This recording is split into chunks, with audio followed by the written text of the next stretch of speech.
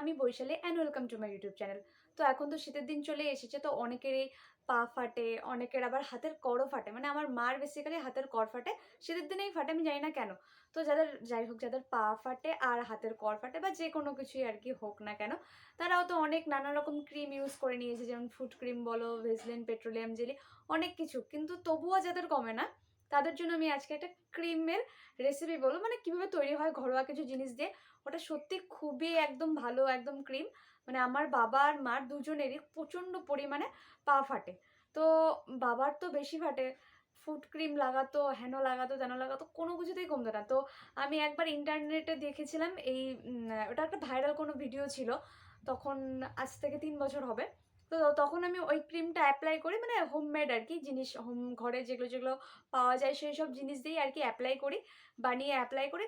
দেন দেখি মানে ম্যাজিকের মতো চলে গেছে। তো তুমি এই যে শীতের দিনে তোমরা অবশ্যই ওটাকে ইউজ করতে পারো।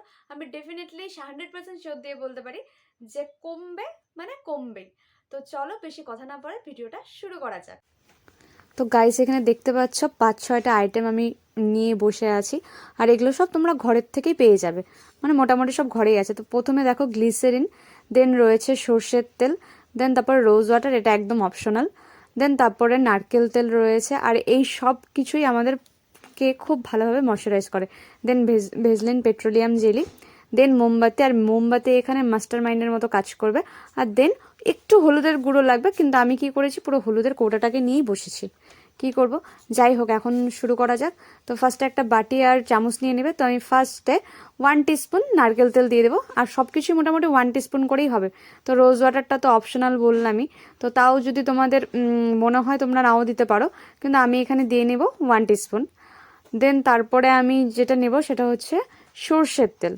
তো সর্ষের তেলটাও আমি এখানে 1 টিস্পুন দিচ্ছি, বাট তোমাদের মানে যদি খুবই খারাপ অবস্থা থাকে তাহলে তোমরা হচ্ছে 2 টিস্পুন নিতে পারো। আর এখানে হচ্ছে গ্লিসারিনের খুব বড় হাত আছে, তো গ্লিসারিন আমি অন্য সব কিছু 1 টিস্পুন নেবো, কিন্তু গ্লিসারিনটা আমি 2 টিস্পুন নেবো, কারণ জানোই শীতের দিনে গ্লিসারিন খুবই উপকারী একটা জিনিস আর খুবই ময়শ্চারাইজ করে, তো খুবই ভালো।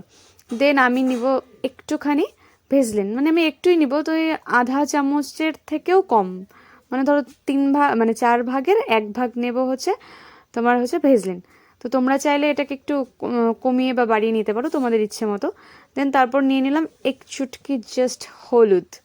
দেন তারপরে মোমটা রেখে দিলাম, ওটা পরে দেবো। দেন দেখো এখন আমি একটা বাটি নিয়ে নিয়েছি, তার মধ্যে জল নিয়ে নিলাম। তো এটাকে এখন আমি ভালো মতো ফোটাবো। তো দেখো ফোটানো হয়ে গেল। এবার কি করব, গ্যাসের ফ্লেমটাকে আমি লো করে দেবো, লো করে দিয়ে এই বাটিটা বসাবো। তো আমি বাটিটা মানে জলের ওপরে বসালাম, কারণ তুমি যদি জলের ওপরে না বসাও তাহলে কিন্তু আগুন ধরে যাবে। দেন তারপর এখানে হচ্ছে আমি মোম দিয়ে দিলাম, আর আগুন ধরবে এই কারণেই, কারণ হচ্ছে এখানে সব যা যা আছে সব দাহ্য পদার্থ, তো মোমটাও আর কি দাহ্য পদার্থ, জানোই গ্লিসারিন সবই আর কি। তো ফট করে না আগুনটা এরকম ধরে উঠবে। আমার প্রথমবার যখন আমি অ্যাপ্লাই করেছিলাম, তো আমার ফার্স্টে এমন হয়েছিল, পরে জলের মধ্যে আর কি দিয়েছিলাম, তারপরে আর কি হয়নি। তো দেখো আমরা মোমটাকে গলানো পর্যন্ত অপেক্ষা করবো, আর যতটা না ভালোভাবে মিশে যায় তত পর্যন্ত আর কি মেশাতে থাকবো। আর এখানে দেখো এই যে মোমের যে এটাকে কি বলে, বাতি যেটাকে সলতে আর কি, তো এটাকে আমরা আলাদা করে দেবো। আর এখানে দেখো আমরা নিয়ে এসে পড়েছি এই একদম তরল, এগুলো লিকুইড হয়ে আছে, এগুলো কিন্তু পরে জমে যাবে। আর এই যে এখানে যে বাটিটা দেখতে পাচ্ছ না, বাটিটা দেখো, এইটা কিন্তু আমার আগের বছর, আর এইভাবেই লেগে আছে, মানে আমার ধোয়ারও টাইম হয়নি, মানে কি ওটা শেষ হয়ে গেলে আর ওটাকে আর আমরা লক্ষ্যই করি না।